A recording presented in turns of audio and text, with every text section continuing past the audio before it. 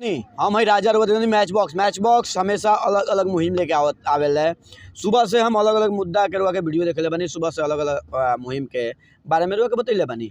अभी हम बानी दरौली में, लेकिन दरौली में जे शख्स पहुँचल बा उ सीमान के राजनीति से लेके डॉक्टरी क्षेत्र में सबसे चर्चित चेहरा आ ओहू से बड़ा चर्चित चेहरा का बा ई रुआ जानली कि यहाँ के कोरोना काल में सिंगल ऐसा डॉक्टर नहीं हो जे घरे नहीं खे सुतल। खास तौर पर हम वीडियो में भी एगो बतैले रहनी कि जब हमारा भाई के कोरोना पॉजिटिव बढ़ रहा तो हम इहें के लगे दौड़ के गई रहनी। आई यहाँ से हम आज बातचीत करे का मौका मिलल, ऐसा मौका यहाँ के मिलेला ना। सीमान में हमनी के कम जानी जा, लोकल क्षेत्र कहीं जा तो लोकल में रहने जा, लेकिन डॉक्टर साहब हमारे साथे बनी। बहुत बहुत स्वागत बा सर राहुल। अब BA, BCom, BSc और MA, MCom करें विश्व की सबसे बड़ी यूनिवर्सिटी इग्नू से। सॉल्ड असाइनमेंट और गाइड बुक्स प्राप्त करें। संपर्क करें Mahakal computers, DAV college gate के सामने, सिवान। धन्यवाद देश दुनिया और देसी भाषा से जुड़ल राउर जौन चैनल बा ओकरा के दर्शक के बहुत सारा शुभकामना, रोरा खातिर भी बहुत सारा शुभकामना। सर एगो सीधा सवाल, जौन जौन कार्यक्रम में रहुआ आइल बनी, पुरुष के दर्द सुने वाला रियल में केहू नहीं है।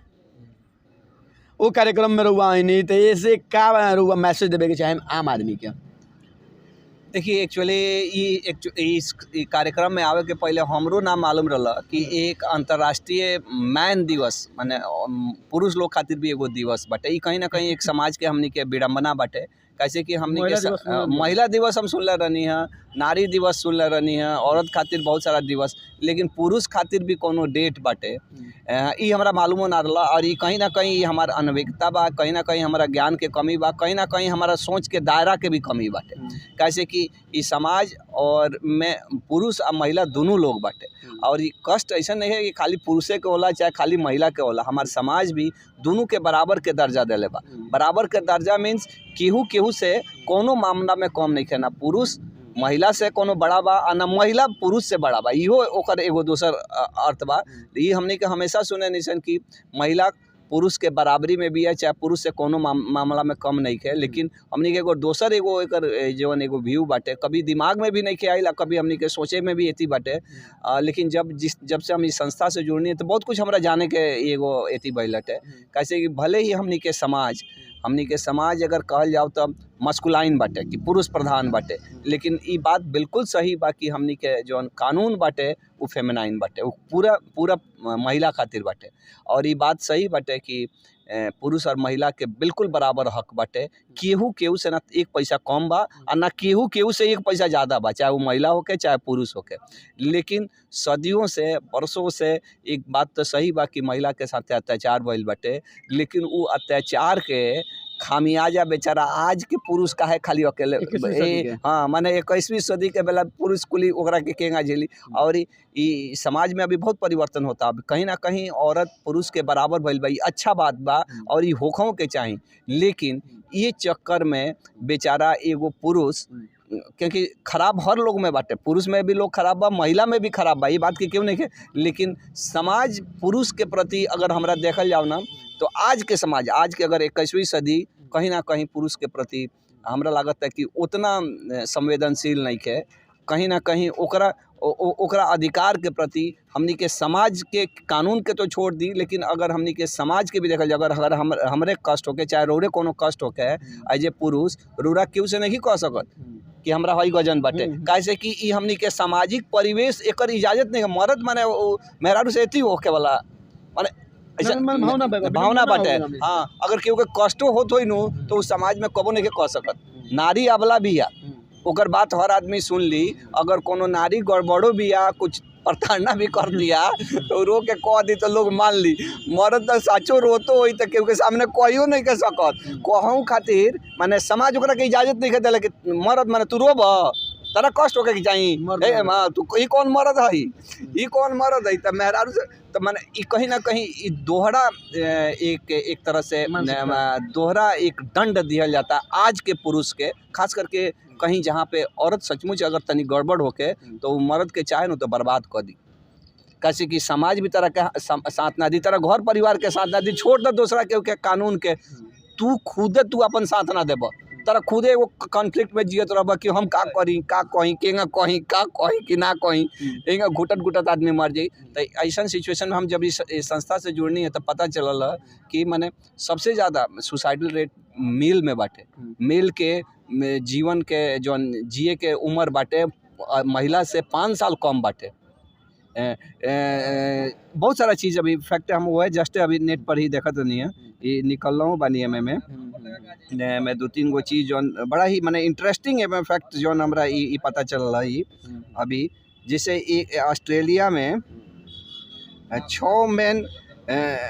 6 men takes their lives and men call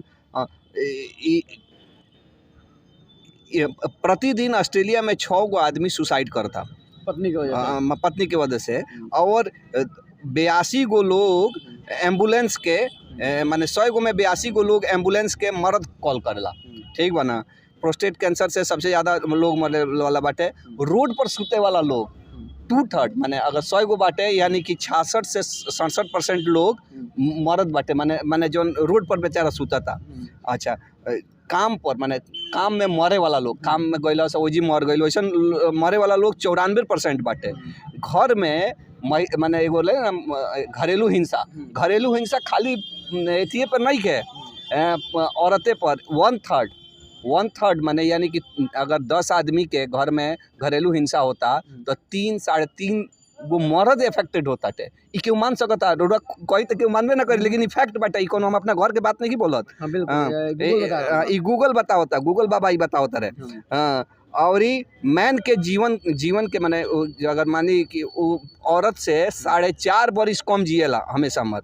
अच्छा अगर ई सोच के माने बड़ा कष्ट होता है। माने ऐसा देखिए एगो दूसरा चीज़ कि अगर मर्द मेहरारू अलग हो जाता तो 85% केस में लड़का अपना बाप से अलग हो जाता। बाप के लड़का के कोनो हक नहीं है। तो ई कौन समाज देखिए हम हमेशा ई बात के ये पक्षधर रहल बानी कि महिला पुरुष बराबर बाटे लेकिन बराबर बा केहू के उसे कम नहीं के केहू के उसे ज़्यादा नहीं के। मर्दों के उतने हक बा जितना महिला का हक बा। ऐसा ना होके कि चाहे कि वर्षों से जौन महिला के उत्पीड़न भइल बा उ कुली महिला लोग ये बारा जौन हमनी के जन्म ले बानी सन हमनी से वसूल दी लोग ऐसा ना होके के चाहिए।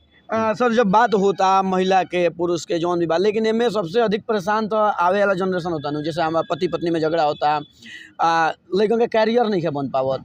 पति कहते कि हमारा पत्नी कहते कि हमारा लगे रही तो ये चक्कर में 2 घर के चक्कर में ये परेशान होते। ऐसा लोग के क्या मैसेज देम जे मतलब लोग के बहुत ज़्यादा अपना चक्कर में अपना सुख के चक्कर में थर्ड मैंने भविष्य खराब करता लोग।